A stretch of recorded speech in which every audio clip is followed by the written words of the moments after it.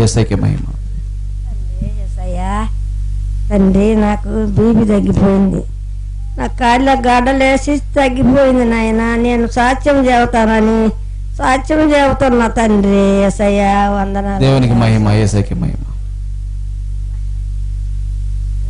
తీసుకొచ్చు. మాది కల్లూరు. నా పేరు గోరమ్మ. 3 వారాలు వచ్చిన తలదింపు తగ్గింది. తలదింపు తగ్గింది. యేసయ్యకే మహిమ. అవునండి, మా నాన్న వెళ్ళిపోయిందని మీకు అందరికి చెప్పాను కదా. ఆ రోజు ఫస్ట్ అమ్మకి కానీ ఫోన్ చేసి చెప్పాను, తిరుపతిలో ఉన్నాడని చెప్తే తీసుకొచ్చాను.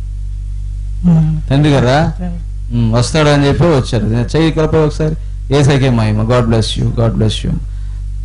తండ్రి వెళ్ళిపోయినటువంటి తండ్రి తిరిగి వస్తాడని చెప్పినాం. దేవుడు అద్భుతంగా ఆయన నడిపించుకున్నాడు. చప్పట కొట్టి గట్టిగా. నాకు నేను పడి చెయ్యిరిగలేక అసలు నడవలేక బిగపట్టుకుపోయినట్టుగా మంచంలో ఉండు. మంచంలోకి ఒళ్ళంతా నీరు వచ్చింది, కాళ్ళు మాకు వాసినాయి. మా వాళ్ళు అంటున్నారు ఇప్పుడు దాకా బాగుంది, పెద్ద దిక్కు ఎంతలా వచ్చింది కాళ్ళు మాకు అన్నారు. ఇంక నేను రాలేకపోయినా కానీ మా ముసలిని వారం పంపించి ఏసురత్నం చేసిపోయి రాసుకున్న ఒక బిల్ల కూడా మింగల శుభ్రంగా తగ్గిపోయి నాకు బాగుంది. శుభ్రంగా తగ్గిపోయి బాగుందంట. చెప్పడం గట్టిగా. యేసయ్యకే మహిమ. నా భర్తకి 1 నెల రోజుల నుంచి టైఫాయిడ్ వస్తుంది. ఇక్కడ నుంచి 3 ప్రేయర్ బాటిల్ తీసుకెళ్లాను, పూసేసరికి తగ్గిపోయింది. చెప్పడం గట్టిగా. యేసయ్యకే మహిమ. సరే. మేడం రాత్రి అయితే గుండెంత నొప్పిగా ఉంది. ఏసు రక్తం వేసుకొని ఈ సందులో నేను సాక్ష్యం చెప్పుకుంటాను అనుకుంటే తగ్గిపోయింది. గుండె నొప్పి నుంచి స్వస్థత. యేసయ్యకే మహిమ. పెద్దగూడిపాడు నాకు పెద్ద ఆపరేషన్ చేసిండ్రు. పెద్ద ఆపరేషన్ చేసి నాకు ఇంటికి తీసుకొచ్చిండ్రు. 5వ రోజు తీసుకొచ్చిన ఒకటే జ్వరం, వాంతులని మళ్ళీ తీసుకుపోయారు. తీసుకుపోయినాక మళ్ళా నాకు మాలలో నొప్పి వచ్చింది. నొప్పి వచ్చినాక మంగళవారం ప్రార్థన పోయి సాక్ష్యం చెప్పుకుంటా నాకు ఇవన్నీ తగ్గి దేవుడు నాకు తగ్గించండి. మా అమ్మాయి 10వ తరగతి పాస్ అయింది. దేవునికి మహిమ, యేసయ్యకే మహిమ. ఇటు గుట్టు కొడుతున్నామ్మా, ఇటు తల్లి వీళ్ళు సాక్ష్యం చెప్పించు. అందరికి నా వందనాలమ్మా. పాస్టర్ గారు మీకు నా వందనాలు. మా అమ్మాయికి, నా మనవరానికి, నా కూతురు బిడ్డకి 2 నెలల నుంచి అమ్మాయి కాళ్ళు పడిపోయింది. 11 ఏళ్ల అమ్మాయి నిద్రపోయి లేచింది, అతను పడిపోయింది, కాళ్ళు చచ్చిపడిపోయి లేక అన్ని హాస్పిటల్ గుంటూరు, ఒంగోలు అన్ని తిప్పారు. చాలా డబ్బులు అయినాయి. కానీ మొన్న ఆదివారం లేదా మా అమ్మాయి ఏం చేసిందంటే ఇక్కడికి వచ్చి ఏసు రక్తం ఇచ్చారు. కొద్దిగా లేచి కూసుంటుంది, కాళ్ళు మటుకు రాలేదు. పిల్లల మీద అంత పుండు పడింది. ఆ పుండు బాగా బాధగా ఉంది. అది కాదు తగ్గిపోయి పిల్లలు నడితే సాక్ష్యం చెబుతాం వచ్చి.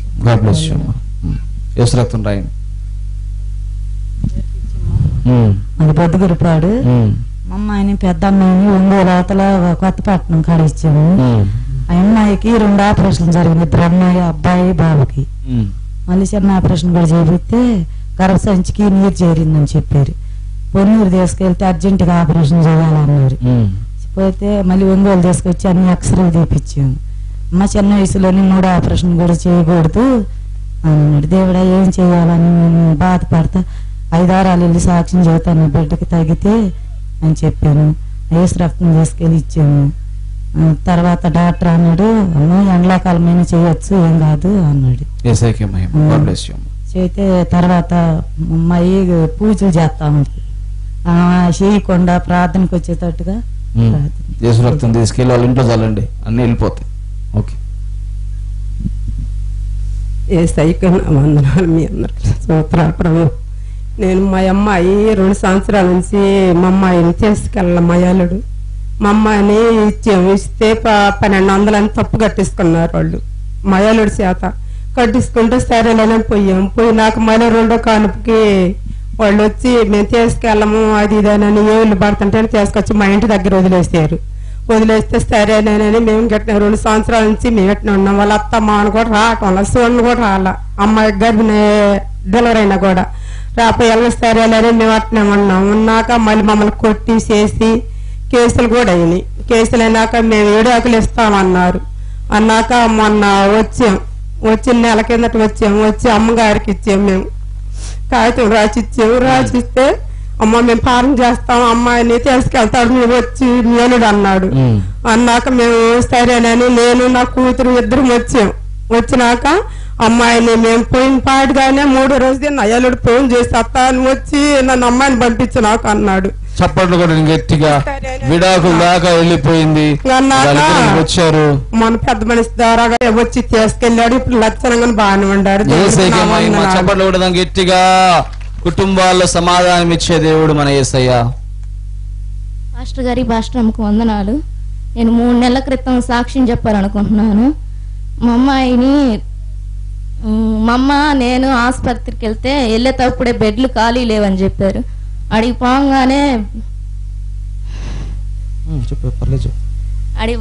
భయంగా ఉంది. బ్లడ్ టెస్ట్ చేశారు. ఆ రోజు జాయిన్ అయ్యడానికి పోయి జాయిన్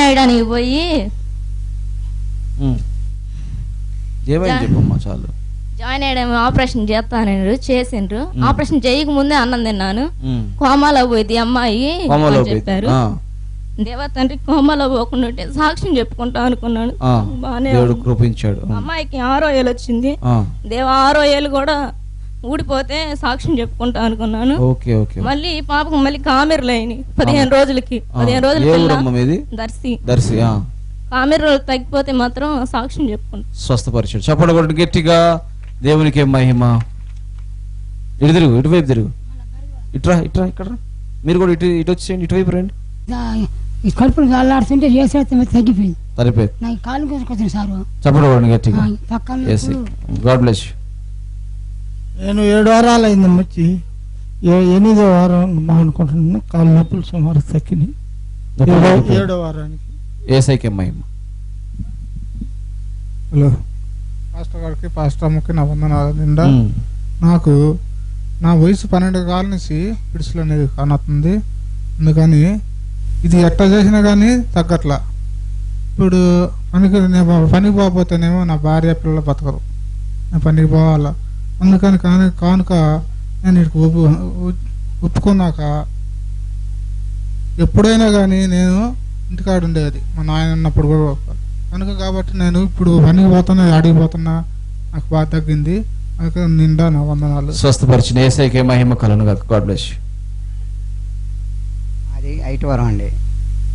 నడుస్తుంటే ఆయాసుగా గుండెల నిప్పు ఉన్నది. ప్రార్థన పోతే తగ్గిద్దని ఇది 2వ వారం రాబట్టి. God bless you. చోటపాలు మాది 5 వారాలు వచ్చిన 5 వారాలు వచ్చింది. జ్వరం 3 హాస్పిటల్కి వెళ్ళిన తగ్గల. అన్ని నేను దర్శిపోతాను హాస్పిటల్కి పాస్టర్ దగ్గరికి. జ్వరం చెప్పని నేను సాక్షి చెప్పుకుంటాను అనుకున్నాను. సాక్షి క్లాస్ కూడా బిగించింది. తండ్రి ఈ రకం చేస్తున్నాను కాబట్టి నేను క్లాస్ చెప్పుకొని నేను చేస్తానని చెప్పాను. బాగుంది. యేసయ్యకే మహిమ. God bless you.